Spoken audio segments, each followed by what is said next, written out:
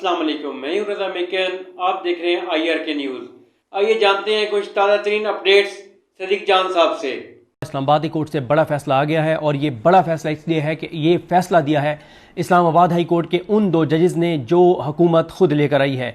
ये दो वो जजेस हैं जिसमें एक जस्टिस खादिम सोमरो हैं जिनको सिंध हाई कोर्ट से ट्रांसफ़र करके लाया गया, जिनकी ट्रांसफ़र का फैसला Azam Nazir Tarar, Amir Farooq, chief justice Islamabad high court justice Amir Farooq, justice Zahia Khan, Shahbaz Sharif, Zardari और जस्टिस शफी सदीकी, इन सब ने मिलकर यह फैसला किया कि इस्लामाबाद हाई कोर्ट में जस्टिस खादिम सोमरो को लाना है। और इन सब ने 72 घंटे के अंदर अंदर सारे एक कदम पे, एक पांव पे खड़े हो गए और 72 घंटों से भी कम में ये पूरा प्रोसेस शुरू हुआ, खत्म हुआ और इनको ट्रांसफर किया गया। छुट्टी के दिन इनकी ट्रांसफर का नोटिफिकेशन किया गया। इतने ये यानी हुकूमत इतना इनको चाहती थी जस्टिस खादिम सोमरो को।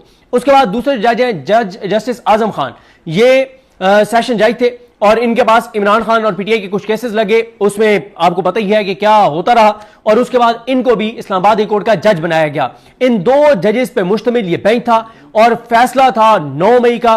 9 मई में एक केस था जिसमें कहा गया कि 9 मई को PTI के 40-50 लोग गए और जाकर उन्होंने जो थाना रमना है उसको जलाया है, यह कहकर इन्होंने PTI के 40-50 लोगों पर केस बनाया। उसके बाद जिस तरह से केसेस के ट्रायल चले, ट्रायल चलाने वाले जज थे ताहिर अब्बास सिपरा साहब। ताहिर अब्बास सिपरा साहब ये भी पहले सेशन कोर्ट में थे और वहां पे जिस तरह से केसेस चला रहे थे, उसके बाद इतने पसंद आए हुकूमत को कि इनको इंसदाद दहशतगर्दी की अदालत का जज बना दिया गया। फिर हुकूमत को जब ये पसंद आए और उन्होंने इनको इंसदाद दहशतगर्दी की अदालत का जज बनाया तो फिर इन्होंने हुकूमत की तौक़ुआत में पूरे भी उतरे।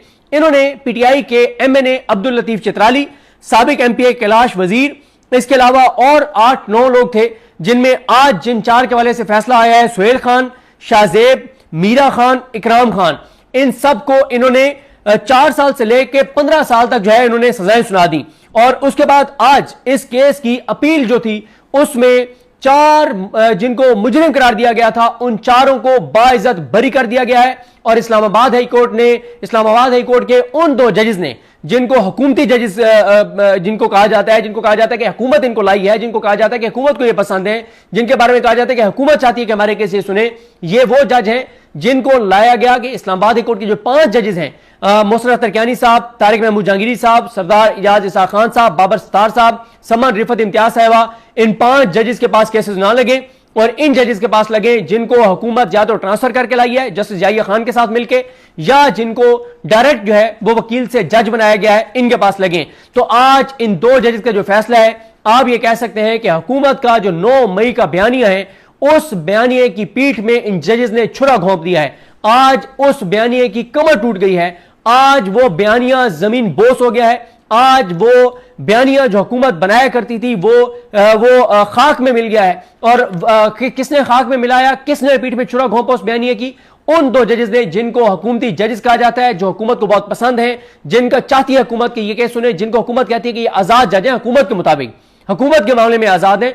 बाकी तो आजाद जज आपको भी पता है कौन है, मुझे भी पता है, पूरे पाकिस्तान को, पाकिस्तान के बच्चे बच्चे को पता है। अब आज जो 4 मुल्जमान थे, जिस दिन ये 11-12 लोगों को सजाएं सुनाई गई 4 साल से लेकर 15 साल तक, उस दिन सिर्फ 4 लोग जो है वो कमरा अदालत में मौजूद थे। वो चारों यही थे, सुहेल खान, शाहजेब, मीरा खान और इकराम खान। ये चारों कमरा अदालत से गिरफ्तार हो गए। उसके बाद इनकी अपील आई और इनकी अपील के ऊपर आज फैसला हो गया। और एक चीज और आपको बता दूं कि आज जब इनके हवाले से फैसला आया है तो एक तो PTI की लीगल टीम तो थी, जाहिर है, जो लीड कर रहे थे बाबा रवान साहब, जिन्होंने बहुत जबरदस्त दलाइल दिए और आज के केस में बहुत अहम उनका किरदार था। और उनके साथ जो टीम थी जिन्होंने इस सारी अपील की तैयारी में और सारी नीचे की अदालत में भी जब चीजें चल रही थी, तो ये जो वकला हैं और ये वो वकला हैं ILF के जो आपको निचली अदालतों में बहुत एक्टिव नजर आते हैं, जिनका नाम आप ज्यादा नहीं सुनते, जिसकी तस्वीरें आप जिनकी नहीं देखते, जिनकी टिकटॉक्स आप नहीं देखते, लेकिन ये वो सिंसियर लोग हैं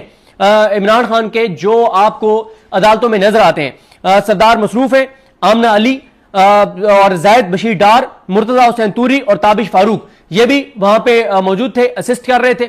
और मेन लीड काउंसिल बाबा रवान साहब थे, बहुत शानदार उन्होंने दलाइल दिए। अब आ जाए इस बात पर कि हुआ क्या। एक तो ये कहा गया कि ये 40-50 लोग आए, आके इन्होंने थाने पे हमला किया। थाने पे जब इन्होंने हमला किया तो सीधी फायरिंग की, सीधी फायरिंग की। साबित हो गया जनाब कि उस फायरिंग में थाना जल गया, सीधी फायरिंग भी हो गई, पथराव भी हो गया। अल्हम्दुलिल्लाह अल्हम्दुलिल्लाह अल्हम्दुलिल्लाह एक भी पुलिस वाला जख्मी नहीं हुआ। सीधी फायरिंग कर रहे हैं 40-50 लोग और एक भी पुलिस वाले को आंच भी नहीं, खराश भी नहीं आई, उसको एक खराश तक नहीं आई किसी एक पुलिस वाले को। ऐसी फायरिंग की 40-50 लोगों ने, सीधी अंधाधुंध फायरिंग उसमें लिखा हुआ है। और यह फैसला दिया ताहिर अहमद सिप्रा ने कि बिल्कुल सरकार ठीक कह रही है, प्रोसिक्यूशन बिल्कुल ठीक कह रही है, पुलिस बिल्कुल ठीक कह रही है कि 40-50 लोगों ने सीधी फायरिंग की, थाने पे हमला किया, पुलिस वालों पे कातलाना हमला किया, थाने को जला दिया। लेकिन आज यह साबित हो गया कि ये जो 40-50 जो लोग थे, जिनमें ये 4 भी शामिल थे, ये जाए वकुआ पे मौजूद ही नहीं थे। और इनको ताहिर अहमद सिप्रा ने 15, किसी को 10 साल, किसी को 5 साल, किसी को 8 साल, 4 साल से 15 साल तक की सजाएं दे दी ताहिर अहमद सिप्रा ने, बगैर इन चीजों को देखे। और आज ऊपर की अदालत जो है उसने यह फैसला दे दिया है कि ये 4 लोग जाए वकुआ पे मौजूद ही नहीं थे। दूसरा जो चीज साबित हुई आज वो ये हुई, जो बाबर अवान साहब ने और सरदार मसरूफ साहब दीगर वकला और दलाइल में और अपनी जो अपील है उन चीजों में उन्होंने साबित किया, एक भी पुलिस वाला जख्मी नहीं हुआ, एक को भी खराश नहीं आई, एक को की भी जान नहीं गई। और फिर इसके अलावा जो पथराव उन्होंने किया वो ज़ाहिर जख्मी करने के लिए किया। तो जो पथराव किया जख्मी करने के लिए, जख्मी करने के लिए जो हमला किया जाता है उसकी दफा जो है वो इसमें शामिल भी नहीं थी। फिर उसके बाद अलीमा खानम साहबा मौजूद थी कमरा अदालत में। सिर्फ आज अगर तहरीक इंसाफ की जानिब से कोई कमरा अदालत में मौजूद था इन वकला के अलावा तो वो अलीमा खानम साहबा थी। कोई एमएनए, कोई एमपीए, कोई टिकट होल्डर, कोई मुतलका लीडर, कोई मरकजी लीडर आज कमरा अदालत में मौजूद नहीं था। अलीमा खानम साहबा के हवाले से हमारे दोस्त मुख्तार, जिनको आप देखते होंगे अडयाला के बाहर से वो बड़ा जबरदस्त कवर कर रहे होते हैं, वो हैं हसनैन रफीक, उस्मान चौधरी, ये सब वहां से कवरेज कर रहे होते हैं अडयाला के बाहर से। और हिम्मत है लोगों की, इतनी शदीद क़यामत है इस गर्मी में, जिस तरह से पूरा दिन वहां से कवरेज कर रहे होते हैं। वो ये बता रहे थे कि आज सुबह एटीसी में भी अलीमा खानम साहबा गई ताबिश फारूक साहबा के साथ, और वहां पे भी गई, कुछ पीटीआई के कारकुनान की समात थी वहां पे पहले गई, फिर इस्लामाबाद हाई कोर्ट आई और कोई लीडर पीटीआई का वहां पे मौजूद नहीं था। अलीमा खानम साहबा ने पैगाम भेजा बाबर अवान साहब और जो रोस्टम पे वकला थे कि फौरन बात करें। पहले भी उन्होंने बात करनी थी लेकिन उन्होंने कहा कि इस पर जोर देकर बात करेंगे सीसीटीवी फुटेज कहां है। अगर वो थाना, क्योंकि इस्लामाबाद सेफ सिटी यहां पे एक प्रोजेक्ट है, अरबों रुपए लगाए गए, हर थाने, हर अहम इमारत, हर सड़क, हर रोड, हर गली के बाहर तकरीबन कैमरे हैं, अरबों रुपए लगा के लगाए गए। अलीमा खानम साहबा ने कहा कि सीसीटीवी फुटेज मांगे। सीसीटीवी फुटेज जैसे ही मांगी गई तो प्रोसिक्यूशन ठुस गिर गए, बैठ गए। कोई सीसीटीवी फुटेज नहीं है, किसी कैमरे की फुटेज नहीं है, कोई सबूत नहीं है, कोई दलील नहीं है।